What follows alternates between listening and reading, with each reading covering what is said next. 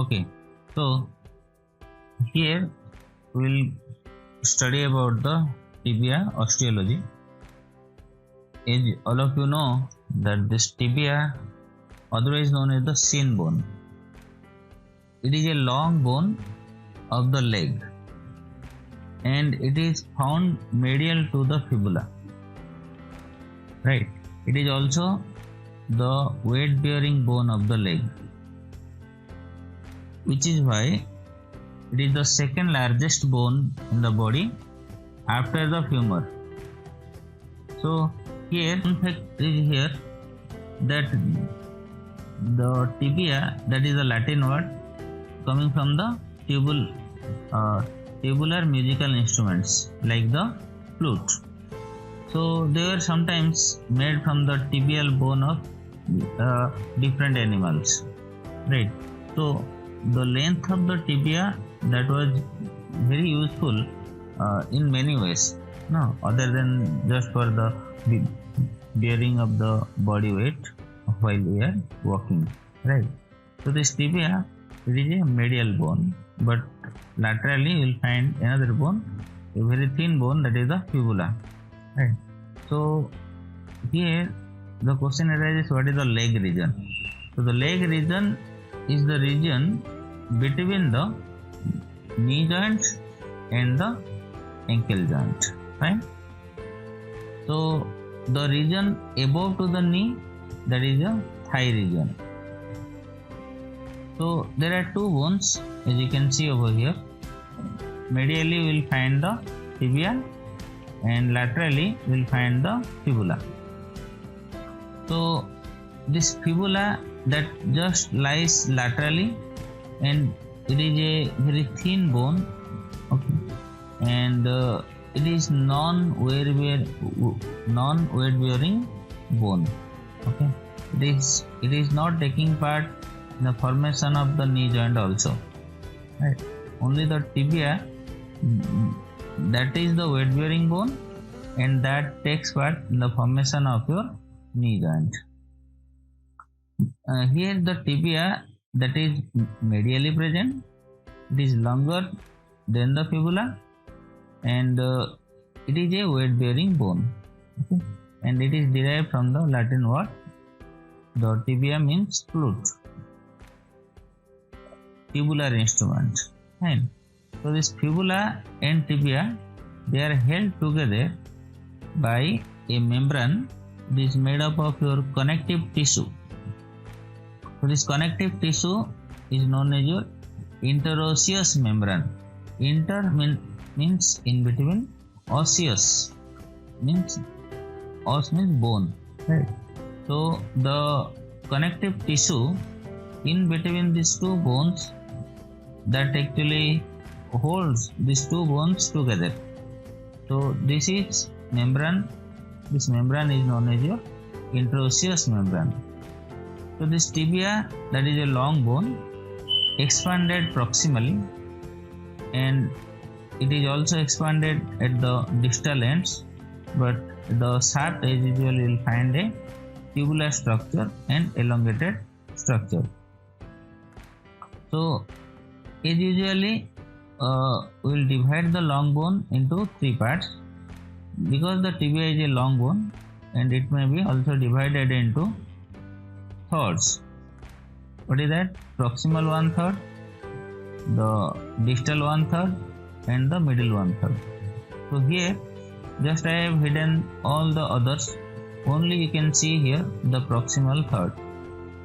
So this proximal third, then here you will find the middle third, and here you will find the distal third, right? That means we can divide the tibia into three parts: upper end, lower end, and the shaft. But here this is division is only for the study purpose, okay? It is not any anatomical division.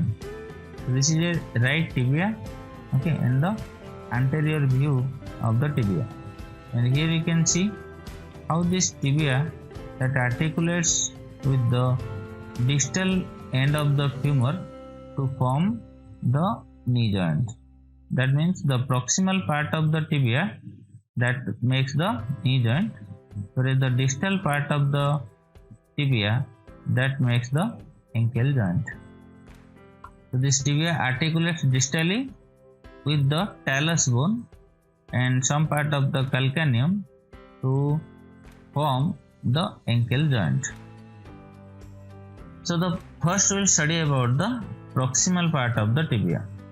So here you can see this is the anterior view of the proximal part, or you can say the proximal 1/3 part of the tibia, and this is the posterior view of the tibia. Okay, so this is the real image.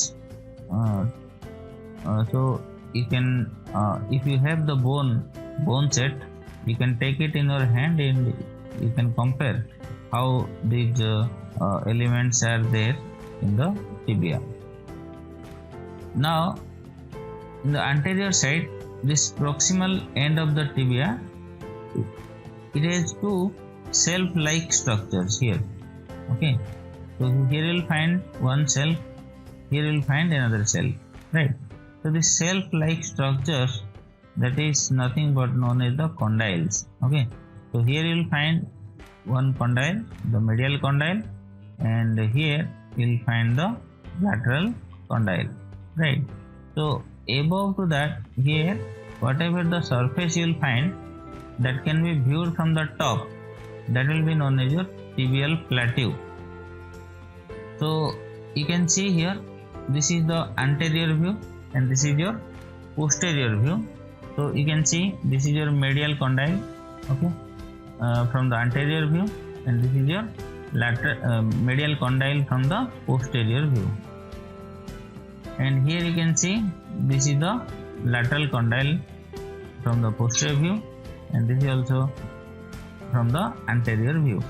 Okay, so this is the lateral side and this is the medial side. So this lateral condyle, that will articulate along with another bone, that will be articulated over here, that is known as the fibula. Okay, and here you can see just we are looking the top of the tibia from above. Okay, so it is, you can say, the bird's eye view. You are looking from the top to down. Okay, so here you can see these are the two things that you will find over here. Okay, so these two things are very smooth and concave in nature, and in between these two, here you will find a projection, right, a raised part, that is the eminence. Okay, so this eminence is known as your tibial eminence, and in this tibial eminence you will find the tubercles. Okay, these tubercles that actually connects with the ACL and PCL ligaments, and also it connects to the menisci that we will see. Okay, so this is the upper surface of the tibia, that is referred as the tibial plateau. So here you can see the medial half of the tibial plateau, and here you can see the lateral half of the tibial plateau. So both this tibial plateau, it is two articular facets that you will find over here. So these facets mainly concave in nature because it adjusts with the condylar convex part of the femur, okay, to form the knee joint. And in between these two, you will find there is a non-articular area, and that mainly features the intercondylar eminence. Okay, otherwise, in other words, you can say it is known as your tibial spine. Now here you can see how the menisci, they are arranged in your tibia, right? Here you can see this is your anterior view, okay, and here you can see this is the posterior view. Because this anterior view, you can see here there is a prominence. This is known as your tibial tuberosity, right?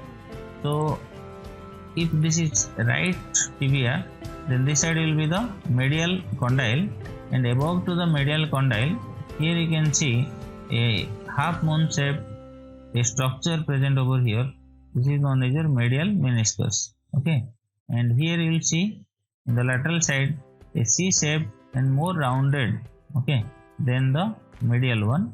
So this is your lateral meniscus. Okay, so these two menisci is the plural. So these two menisci each have the two horns. Okay, one is your anterior horn, and another you will find the posterior horn. Same in medial meniscus. So the end of the menisci is known as your horn. Now here you can see how the menisci they are arranged in between the femur and the tibia. Right.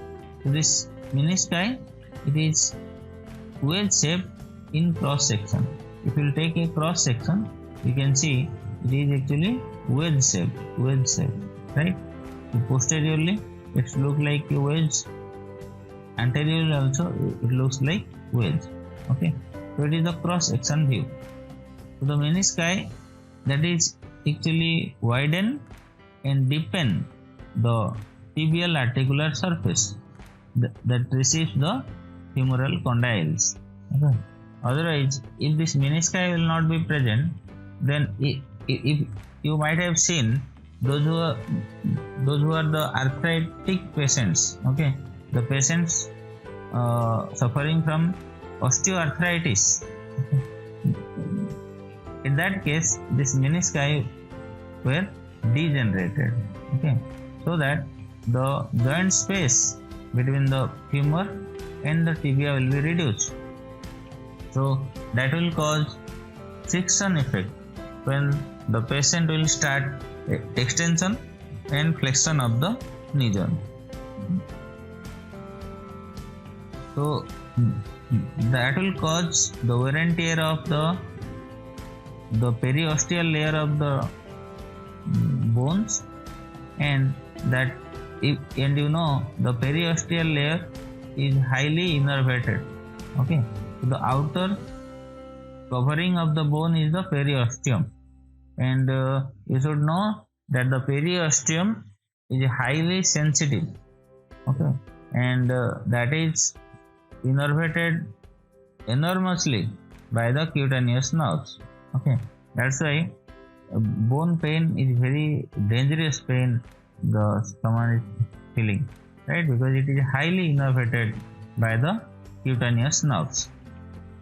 So that's why when the joint space will reduce, the friction between the condylar surface of the bones, right, that will cause severe pain and inflammation. Okay, and sometimes due to this inflammation, the fluid inside the knee joint, that is a synovial fluid, that will be also inflamed.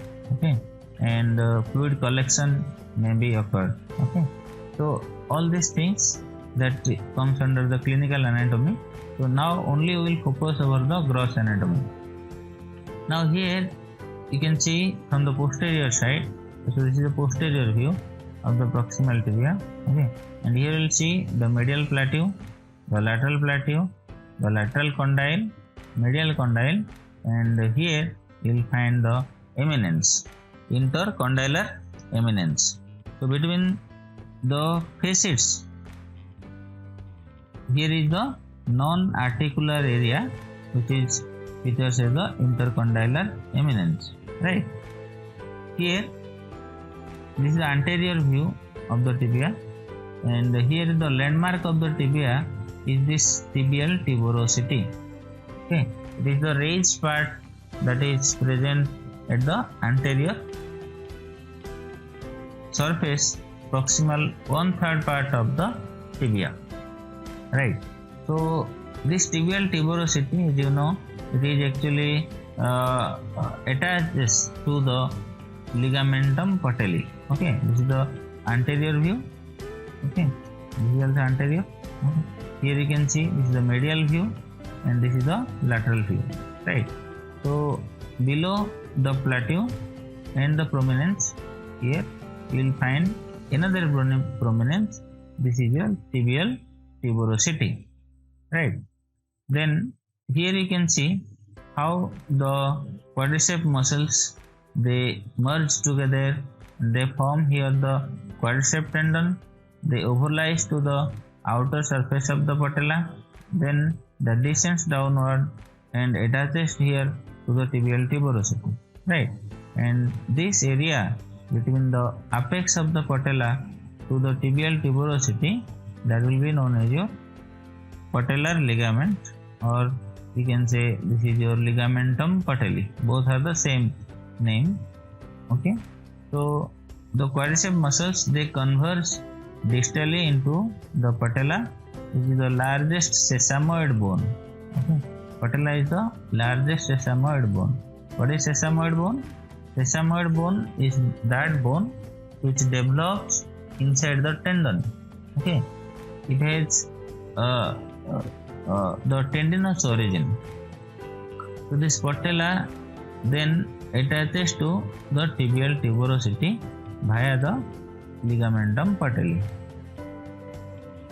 Now here you can see just above and laterally at the anterior surface of lateral tibial condyle, here you will find another tubercle, that is your Gordis tubercle, right? So this Gordis tubercle, that is actually it is a, you can say it is a not raised part. Okay, you will find a small part that is raised, but another part that you can see over here, that is depressed there. Okay, so this is a faceted prominence, the anterior surface of the lateral condyle of the tibia. Okay, and mainly why it is rough and it is present over here, because it gives attachment to your iliotibial tract. Okay, IT band, iliotibial band, right? What is this iliotibial tract? This iliotibial tract is nothing but the modification of deep fascia of the thigh. So what is the deep fascia of the thigh? Deep fascia of the thigh is known as your fascia lata, right? So this fascia lata that modifies at the lateral part of the thigh, which attaches to the iliac tubercle, to the ASIS, and down here to the tibia. Okay, at the lateral condyle at the Gordis tubercle. Okay, so this tract or the band, that is known as your iliotibial band or iliotibial tract. So here you can see this iliotibial tract. So as you know that the area between the anterior superior iliac spine to the iliac tubercle, that gives origin to the tensor fascia lata. Okay, the name shows it gives tension effect to the fascia lata, because it has the insertion not in the bone but at the iliotibial tract. That means when this muscle will contract, at that time the iliotibial tract will be tense. It will be tense, no, so that it will give support to the body from the lateral side, right? So it is attached to this Gordis tubercle on the anterior aspect of the lateral tibial condyle, and proximally it is actually receives the insertion of your tensor fascia lata and the upper fiber of the gluteus maximus muscle, right? So that's why the gluteus maximus muscle that helps in lateral rotation of the hip at the level of thigh, right? Because we have already studied about the gluteus maximus. Upper fibers, they are actually taking insertion at the iliotibial tract, whereas the lower fibers, they attaches to the gluteal tuberosity, and those fibers attached to the gluteal tuberosity, they help in extension of the thigh whereas the upper fibers, those who are attached to the iliotibial tract, they help in lateral rotation of the thigh. And just at the posterior side, the posterior surface, you will find this area, it is actually concave area, and below to this concave area, here you will find a line. That line goes downward and medially, a curved line. So this line is known as your soleal line. Okay, and this soleal line, from its name we can say, it gives origin to the soleus muscle. So after the proximal part, here we will see the cross section view of the tibia, okay, along with its borders and the surfaces. So this is a MRI cross section through the right leg. Here you can see the most outer part is the skin, then we will have the superficial fascia and the fat over there, right? And these are the veins, the superficial veins and the superficial arteries and the nerves. So you can say these are the neurovascular bundles, superficial neurovascular bundles that is present inside the skin and the superficial fascia. After that, here you will find the deep fascia. This deep fascia, that is actually known as a crural fascia, right? Remember, the fascia which is present at the thigh is known as the fascia lata, right? And the fascia that is covering to the leg, that is known as your crural fascia, okay? And the fascia which is going towards the below to the ankle, the foot region, that will be known as your plantar fascia, right? So this plantar fascia, the crural fascia and the fascia lata, they are nothing but the continuous fascia, okay? There is no difference between all these fascia, but the name changes as it goes upward. It mainly is the plantar fascia, then it ascends upward as a crural fascia, then it ascends upward as a fascia lata, okay? Then that attaches or makes anchor to the hip. So it is a socks like structure. Ladies stockings, no, they are using, so that stockings like structure, right? So when a patient lies in the scanner, the foot usually points upward, no? So this is upward, means this is your anterior side, okay, and this will be your posterior side, and so it is upward and lateral, so that means this will be the anterior, this is the posterior. Here you will find the medial portion, this is the lateral portion. So this is right leg, right? So this means that when interrupting the scans, remember that the anterior surface that rotates anti-clockwise, okay, for the right leg, and for the left leg it rotates clockwise, okay? This is the trick you have to remember. Whenever you will see that the anterior part, okay, that is just rotated anti-clockwise, then this is the right side MRI or right side image.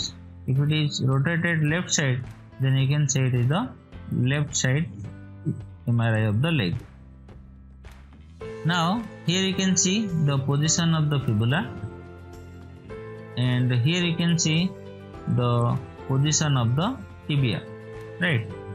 So here you can observe that this periosteal area, that is not well visible in the MRI, that takes the very dark color here like in fibula, okay, but the marrow line, the bone marrow, that is well marked and that is very much visible, okay, in the MRI. So here you will find that this tibia, it has a sharp border, no, this is the sharp border which is pointed over here. You can compare with this thing. So this is the anterior border. So here you can see this is the anterior border. So this anterior border which is you can say subcutaneous in nature, okay, and this anterior border, that is also known as the shin bone, no? So you can palpate this border very nicely, okay. So this is the anterior border. Then here you will find the medial border. So here you can see the medial border, right, and here you can see the lateral border. In MRI you just compare the MRI along with this bone, okay, so that it will be easy. So this lateral border, that is also known as your interosseous border, right, because it is attached to the interosseous membrane, okay, because the tibia is the medial bone and lateral you will find the fibula. So medial border of the fibula and the lateral border of the tibia, no, they are interconnected with each other by the interosseous membrane. That's why the medial border of the fibula is known as the interosseous border, whereas the lateral border of the tibia, that will be known as your interosseous border.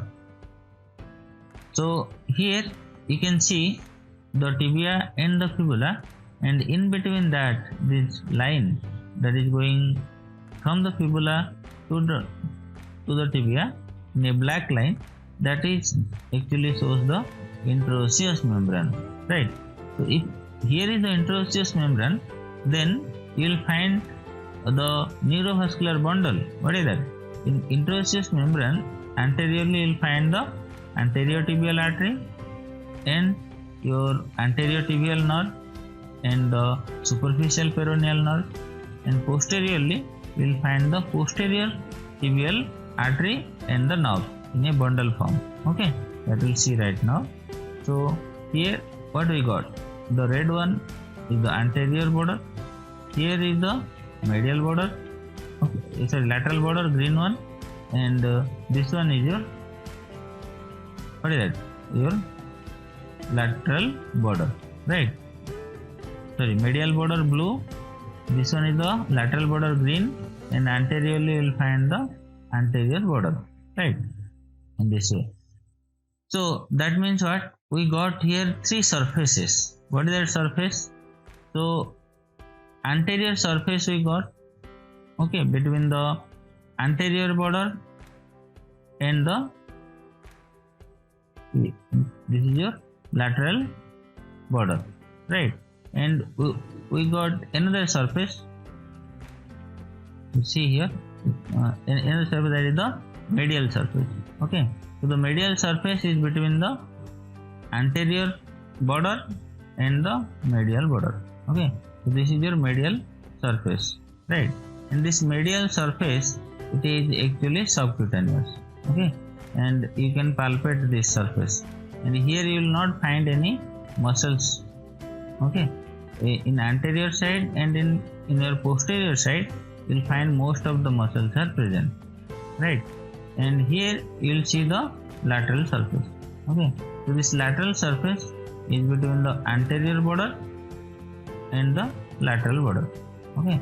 So this lateral surface, that actually comprises your lateral compartment, anterolateral compartment of the leg, okay. So this lateral surface, that is mainly related to the anterior compartment of the leg, whereas at the side of the fibula, whatever the muscles you are finding over here, this is actually the lateral compartment, okay. But what we are commonly saying, because there is no fascia in between this anterior compartment and lateral compartment, so we can say this is your anterolateral compartment, whereas this fascia, that is, you can see over here, this fascia that actually divides this anterior to posterior, right. So whole over what I can see over here, this is the posterior compartment of the leg. So here you can just imagine, here is your tibia that is present medially, and here is your fibula that is present over lateral, right, and in between that you will find over here this is the interosseous membrane, right? And here this is the extensor muscles, which are known as your anterior compartment of the muscles. Okay, and here you will find just lateral to the fibula, you will find these muscles. These are the lateral compartment muscles. Okay, otherwise known as your everter muscles. Okay, because these muscles are your peroneus longus, peroneus brevis, and peroneus dorsus. You will find over here. Okay, and these are the extensor group, right? So anterolateral compartment that helps in extension, means the dorsiflexion of the foot along with eversion of the foot. Okay, and you can see this fascia. Okay, so this is the fascia that is coming out from this deep fascia, the crural fascia, towards the fibula, right? And this interosseous membrane that actually divides this anterior, lateral, anterolateral compartment, and this is your posterior compartment. And in this posterior compartment, you can see these are the two heads of the gastrocnemius muscle, right? In between that, the tibial nerve and the vein that passes down, and here you can see the soleus muscle. Okay, this is the gastrocnemius muscle, this is the soleus muscle, and in between that you will find here this is the plantaris muscle, right? Plantaris muscle. Then this posterior compartment that is divided into two groups, the superficial group and the deep group, right? These muscles are the deep muscles, right? So the superficial group, otherwise known as your triceps suri. Okay, because here the soleus head, the gastrocnemius two heads, they makes the tricep. Okay, and suri means the leg region, right? So this is the cross section through the leg, approximately 10 cm distal from the knee joint.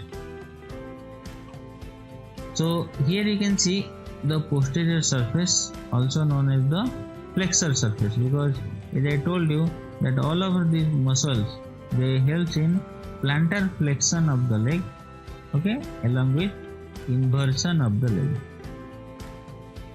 See here, whatever the structures visible under this blue highlighter, that is the flexor group of muscles, no? The superficial group and the deep group. And here you will find this nerve. So this nerve is a tibial nerve, and the veins and the arteries over here. Then we will see the distal tibia, right? So the distal tibia, you can see there is a hook-like structure, a cuckoo's beak-like structure that is just extended downward, is known as your malleolus. Okay, and it is present at the medial aspect of the tibia. That's why it is known as your medial malleolus. This is the most prominent feature of the tibia, distal part of the tibia, right? And here you can see this is the anterolateral view of the medial malleolus, whereas you can see here this is the inner surface of the medial malleolus.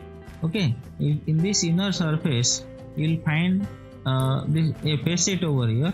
This facet is for the articulation of the talus bone over here, and in between that you will find a cartilage. Okay, and that cartilage is known as your articular cartilage, or that is your hyaline cartilage. No, and in between this facet and this apex of the medial malleolus, here you will find a groove over here. Okay, and this groove that actually lodges the tendons which are coming from the anterior lateral aspect of the tibia and fibula, the muscles, tendon, they are coming down. Okay, and they are just going through this groove, right? So here you can see the inferior surface of the tibia, and this inferior surface that is actually concave in nature. Okay, here you can see it is more concave, but here you can see it is somewhat convex in nature. No, so it is, you can say it is a concavo-convex. No, here you can see this is the concave area and this is the convex area. No, So you can say it is a concavo-convex area. No, so this concavo-convex area that actually articulates with the talus bone. Okay, who can say what are the muscles that attach to the talus? Okay, here it is a peculiar thing that the talus bone is the only bone in our body which has no muscular attachment. Okay, very peculiar, right? Every bone, they have the muscular attachment. Okay, they have the muscle origin and insertion and whatever the things are there. But the talus bone is the only bone that doesn't have any muscles attachment to it, right? So the talus, above it is articulated with the inferior surface of the tibia, and below it articulates with the calcaneum bone, right? So here we got that this articular surface, due to this region, due to the articulation with the talus, it is concavo-convex in nature. Now here you can see the talus bone over here, right? And this is the head of the talus bone. Okay, and this head of the talus bone that articulates anteriorly with the navicular bone over here. Okay, and below to this talus we will find the calcaneus. Okay, and above to the talus, the body of the talus, whatever the bone we will find over here in pink color, that is your distal part of the tibia. Okay, and mainly the medial malleolus, from the medial part of the articulation, okay, that makes here the ankle joint, right? That is the main part, because here you will find the fibula, okay, and the lateral malleolus. Here the prominent part of the fibula is the lateral malleolus, whereas the prominent part of the tibia is your medial malleolus. Now here on the lateral aspect, the distal tibia that actually articulates with the fibula. No, so here you will find a notch, right? So this is your medial malleolus, right? Just above, it is a triangular in shape, roughly triangular in shape. Just above to that, here you will find this semilunar shape facet. So this facet that is actually gives articulation to the fibula, the distal part of the fibula, right? So you can say this is a notch. This notch is known as your fibular notch. Then after the all the features that you will find in the tibia, we will proceed towards the muscles attachment, right? So as you know that here I have told you at this point, okay, at this tubercle that actually gives attachment to the iliotibial band or the tract, right? So the proximally it receives two muscles, that is your tensor fasciae lata and the gluteus maximus. Now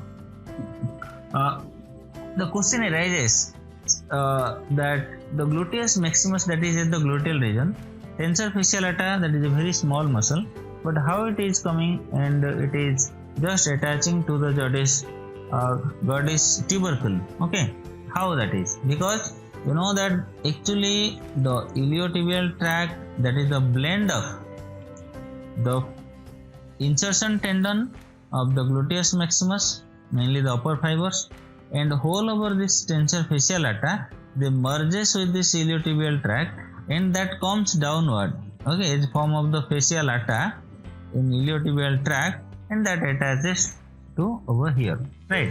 So you can say the iliotibial tract, that is actually proximally it is it receives two muscles, that is your tensor fasciae lata and the gluteus maximus muscle, right? And distally it attaches to here to the Gerdy's tubercle, fine. Now here you will see that okay, here you will see at the anterior side Okay, you will find there is a muscle. This muscle, okay, you just divide this part, the lateral part. Okay, is a you can see here the upper part that is very much related to the lateral condyle. No, so this is the lateral condyle of the tibia.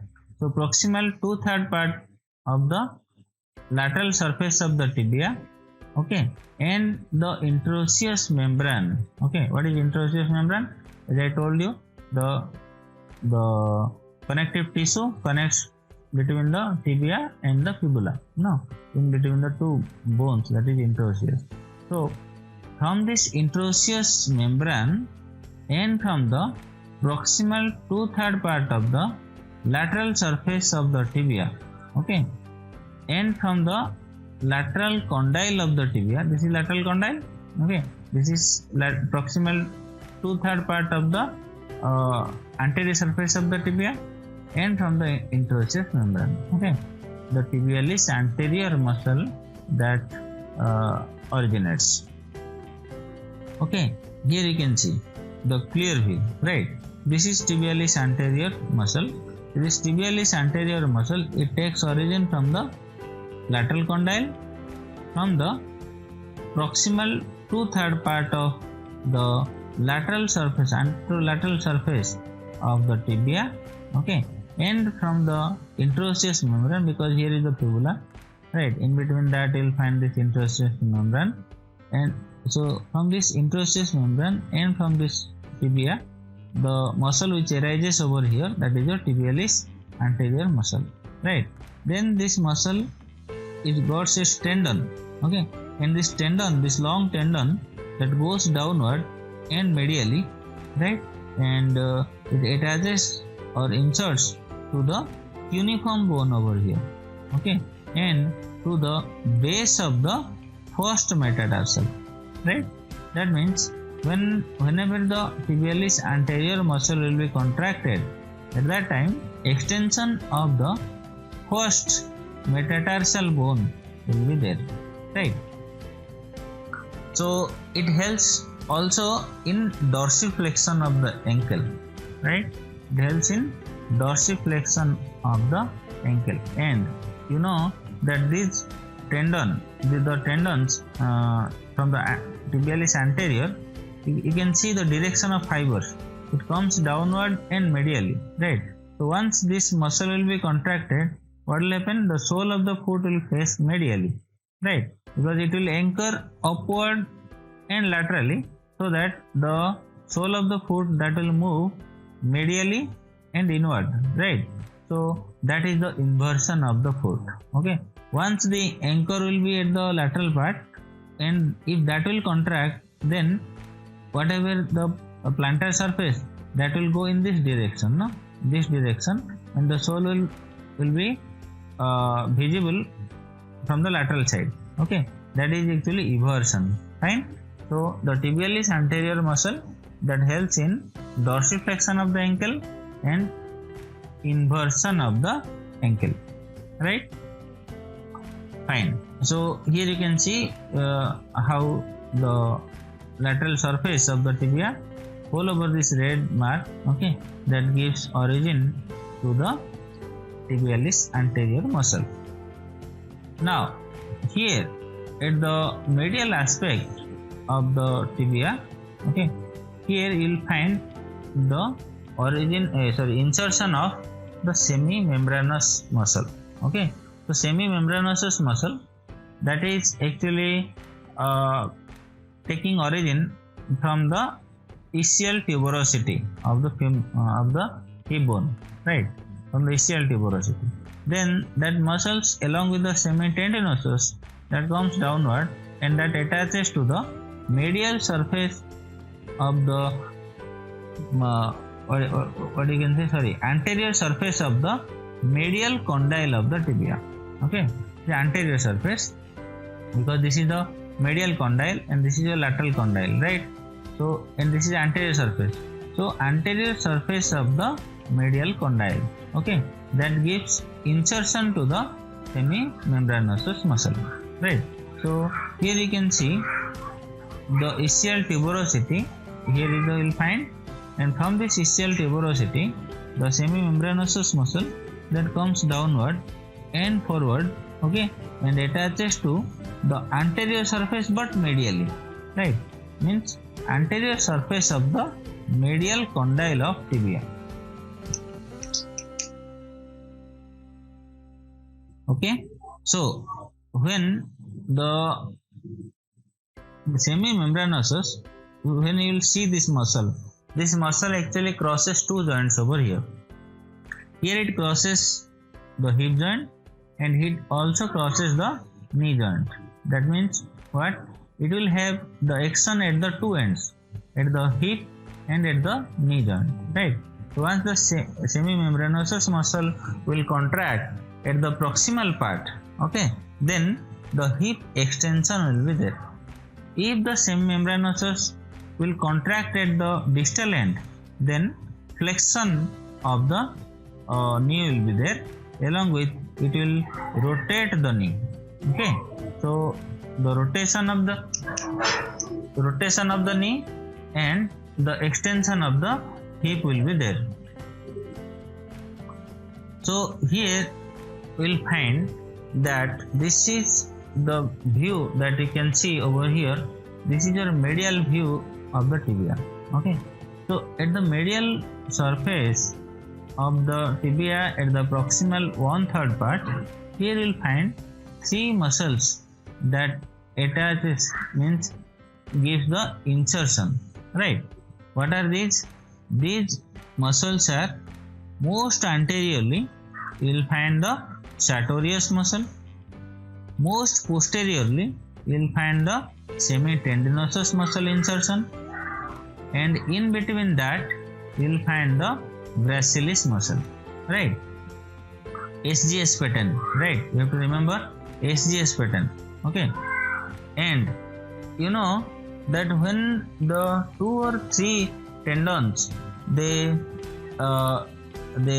attaches to a particular point, to a single point, then there is a chance of wear and tear when the muscles will come its action, right? So due to that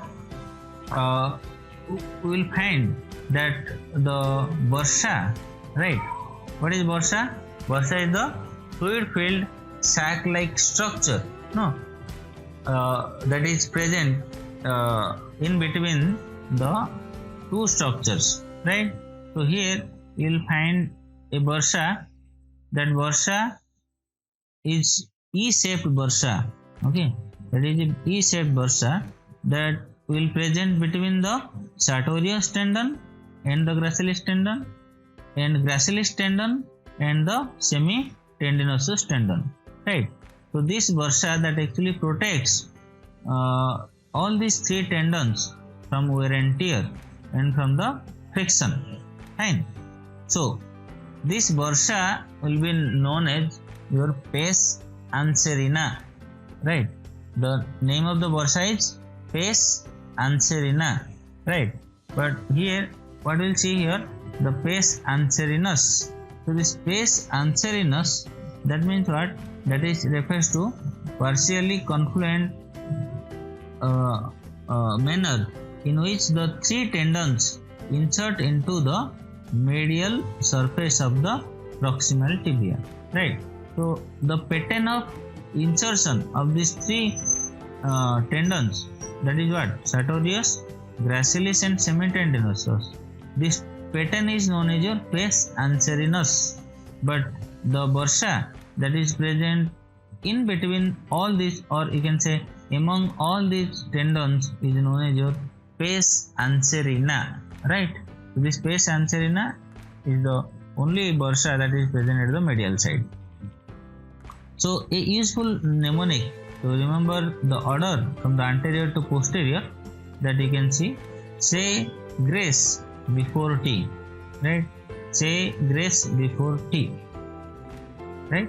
So what is that? Your S for sartorius, G for gracilis before T. Gracilis before T. T means the tendon of tendinosus, right? This is a semi-tendinosus.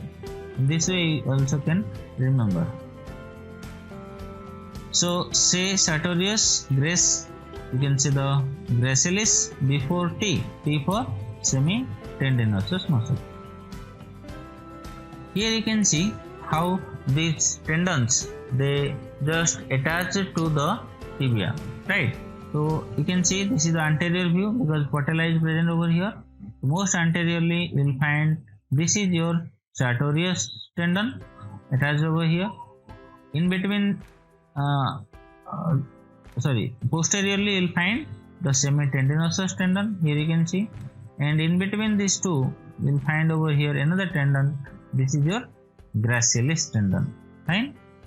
Now come to the posterior view. At this posterior view, you know that here is presence of your soleal line. So the soleal line that gives origin to the soleus muscle, and just lateral to the soleal line, whatever the triangular surface marked in red over here, this is the popliteus muscle origin. Okay, this area that gives origin to the popliteus muscle. Okay, so this is popliteus muscle is which muscle? That is the unlocking muscle. No, locking muscle is your vastus medialis muscle. Okay, locking and unlocking of the knee, that we will study when we will complete the knee joint, right? So first you know about the muscles, right? So here is the popliteus muscle. So this takes origin from the posterior surface of the tibia superior to the soleal line, because here you will find the soleal line.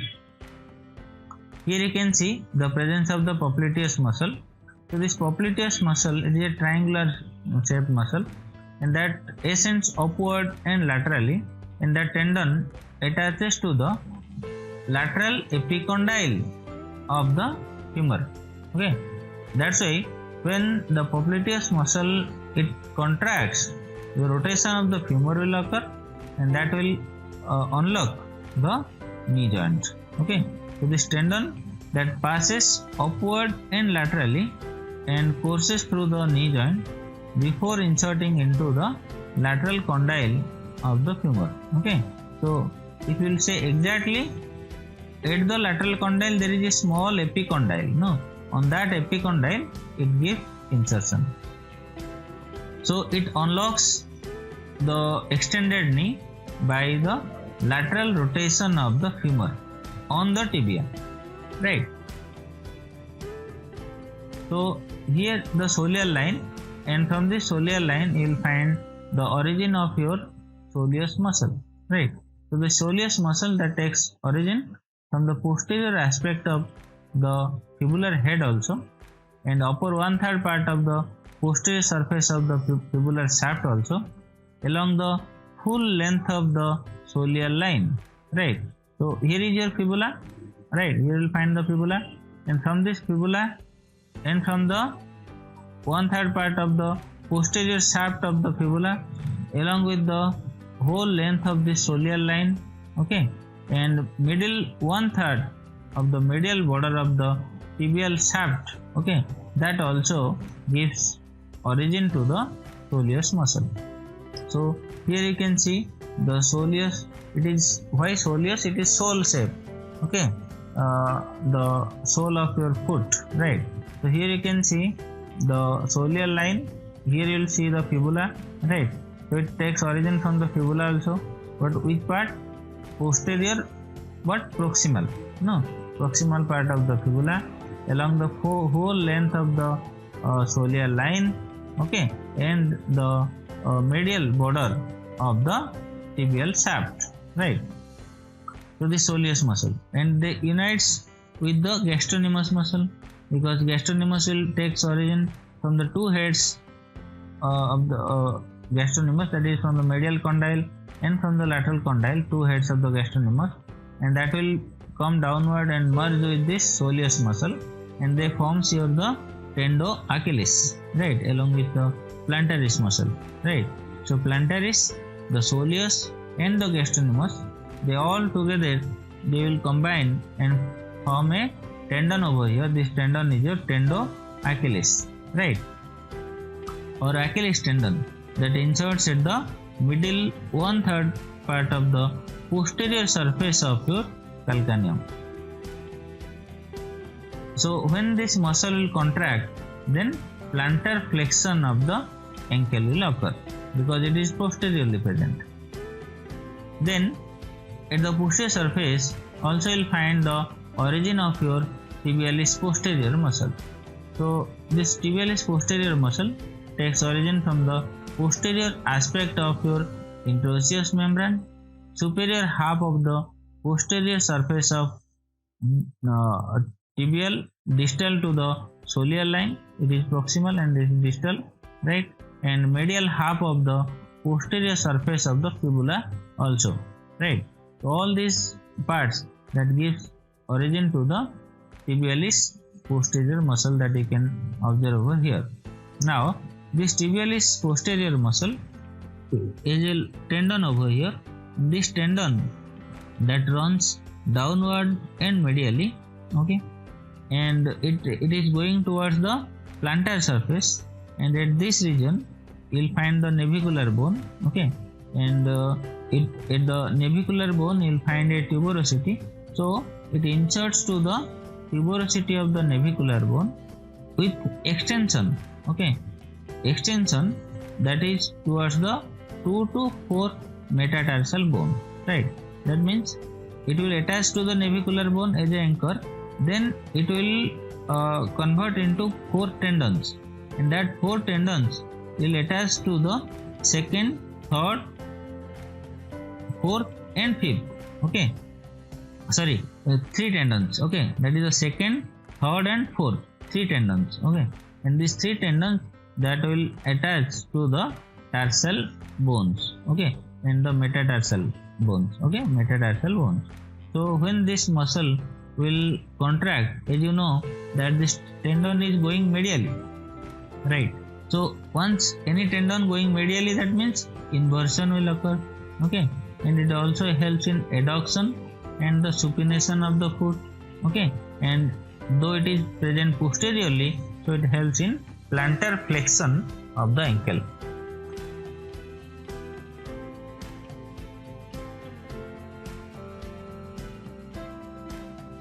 Then here we will find the flexor digitorum longus muscle origin, okay, that is also takes origin from the posterior aspect, but at the middle part of the tibia, just below to the soleal line, because you will find the soleal line just below to it, whatever the parts marked in red, that gives origin to the flexor digitorum longus. The name says the flexor means it helps in flexion, digitorum means to the digits, and it is a long tendon, that's why it is flexor digitorum longus, okay. So this flexor digitorum longus, when it goes downward, it splits into 4 tendons, okay.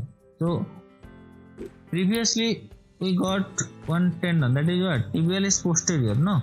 So this tibialis posterior, that is splits into, what is that, 2 to 4 means 3 tendons, but here you will see that this flexor digitorum longus, when it goes downward, you can see here the medial malleolus, no? So this tendon, in the medial malleolus we got one groove, no? Through that groove it goes downward, no? At the posterior aspect, then it is going towards the plantar surface, or you can say, yes, the plantar surface. At the plantar surface, it actually divides into 4 sleeves, okay, or 4 tendons. That 4 tendons attach to the second, third, fourth and the fifth distal phalanges. So as you know that according to the muscle fibers, right, it will help in plantar flexion of the ankle, no doubt. It will help in, what is that, flexion of the metatarsal bones and the phalanges, no? Flexion of the phalanges is due to this flexor digitorum longus muscle. Then the ligaments that attach to the tibia, right? So in the posterior view, in the posterior side, will find the posterior tubercle, okay, at the intercondylar eminence. So that gives attachment to the posterior cruciate ligament, because the posterior cruciate ligament that attach here at the posterior aspect of the intercondylar eminence, then it ascends upward and forward, and it attaches to the lateral surface of medial condyle, right? This is medial condyle of the femur, this is lateral condyle of the femur, right? So it ascends upward, okay, and it attaches to the lateral surface of medial condyle, fine. Now here also it gives another attachment, okay, that is the medial collateral ligament of the knee joint, okay, from the medial condyle to the medial condyle. And here this is the anterior view, okay, here you can see the tibial tuberosity, this is anterior and this is posterior, right? And here you will find the anterior tubercle, right, where the, what is that, anterior cruciate ligament that attaches, right? So this anterior cruciate ligament that attaches at the anterior tubercle of intertubercular eminence, then it ascends upward and laterally and attaches to the medial surface of lateral condyle, okay, this is lateral condyle, so this is medial surface, this is lateral surface, so it attaches to the medial surface of the lateral condyle. So here you can see the posterior cruciate ligament, okay, and from the top you can see here you will find there is the here you will find what, the medial meniscus, okay, the meniscus, right? So here you will find the posterior horn of the medial meniscus, okay. So posterior horn of the medial meniscus, here you will find the posterior cruciate ligament, right? Here the green is the attachment site for the posterior horn of medial meniscus, okay, and here you will find the anterior horn of the medial meniscus, okay. So this points you have to remember, very important points during the biomechanics, right? Anteriorly you will find anterior horn of the medial meniscus, posteriorly attachment of the posterior horn of the medial meniscus, and here you will find the posterior horn of the lateral meniscus, and here you will find the anterior horn of the lateral meniscus, right? So now we can compare the anterior horn of both the menisci and the posterior horn of the both the menisci, okay.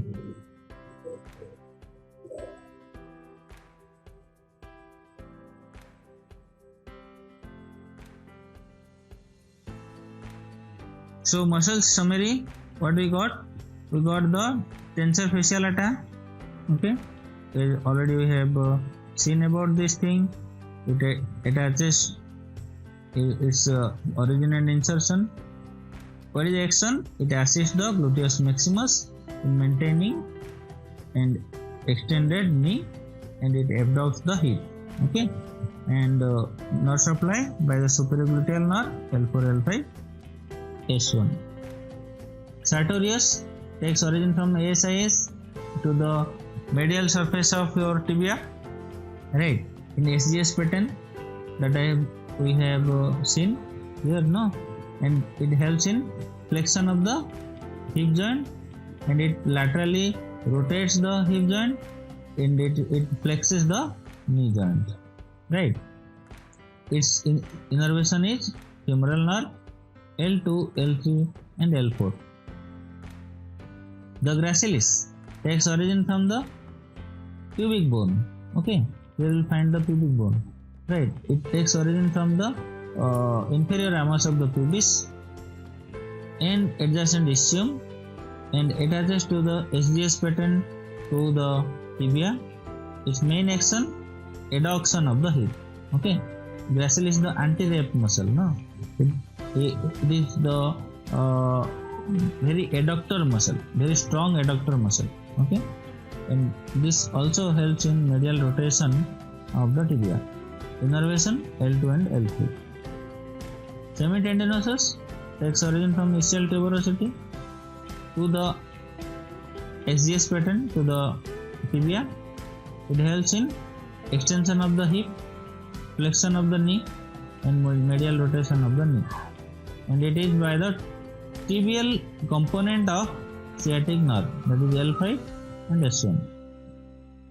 Then the semimembranosus takes origin from the ischial tuberosity.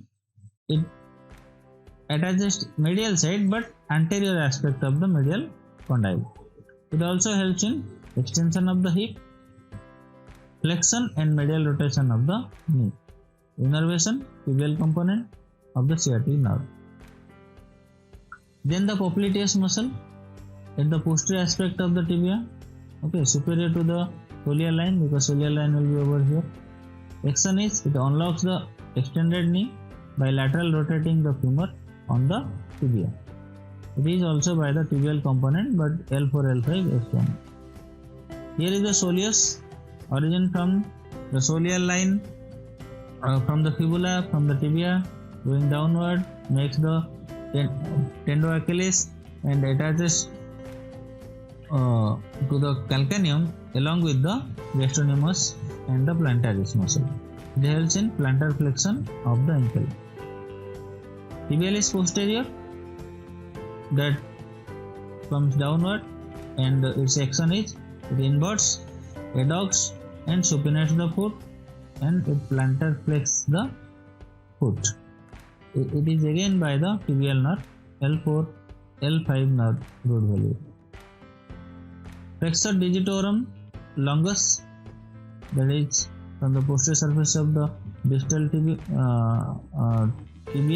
and the soleal line, and it slips into 4 tendons that you can see over here.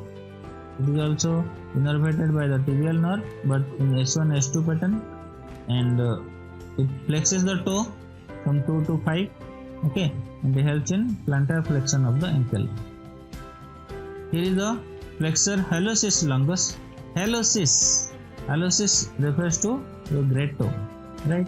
So it is solely dedicated to the great toe, right?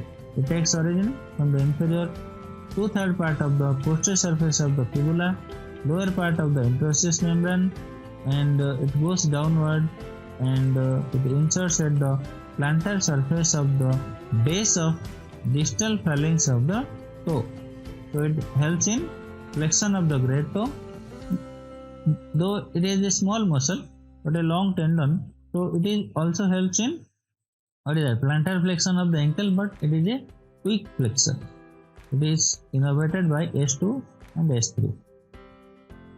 Then anterior side, you will find this tibialis anterior, which is the origin, as I told you, from the lateral condyle of the tibia, from the proximal 2/3 part of the tibia, interosseous membrane, and it comes downward. So here it helps in inversion and the dorsiflexion of the ankle.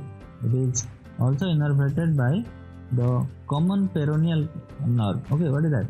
The common peroneal nerve, the branch of sciatic nerve that comes downward, winds around the neck of the fibula, then it divides into 2 components.